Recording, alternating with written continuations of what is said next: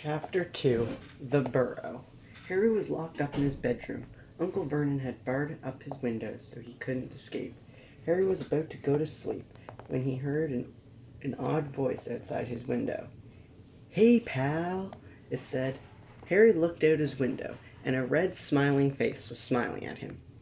"It's me, Lightning McQueen," the red car told him. Harry noticed he was floating, and that Ron, Fred, and George were inside of him. "Hey, Harry, get in," Fred told him. Fred was driving the flying car. Fred then realized the problem and blew off the bars. Harry climbed into the back seat with Ron. They all flew off, and a couple hours later they arrived at a strange-looking house in the countryside. It was tall and looked like rooms were slapped on. McQueen parked them at the entrance, and they all got out. "We're going to have to sneak in," George told them. They made sure not to make a sound. Fred and George looked like they were suffering not to say anything. Then George randomly screamed super loud. Mrs. Weasley came running downstairs. "Where have you been?" she shouted. "We were off saving Harry," Ron explained timidly. "Car gone? No note? You could have died or been seen," she scolded. But we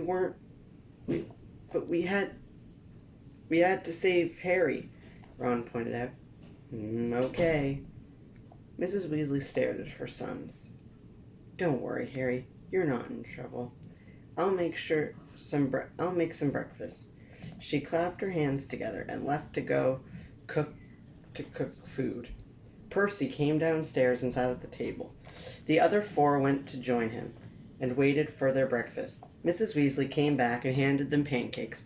A man who resembled the others came in and sat down. "Good morning, Weasleys," he smiled. "Your sons took Lightning McQueen to save Harry this morning," Mrs. Weasley told him. "Really? How'd it go?" Mr. Weasley asked. Mrs. Weasley hit him. He dropped the subject, and they all ate quietly.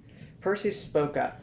"You know, the chapter before this will be the only chapter in the series that won't mention Dean Thomas," he told them. He wasn't on the bonus disc," he finished. A small girl entered the room. It was the girl who had winked at Harry. Her eyes glowed red and bright.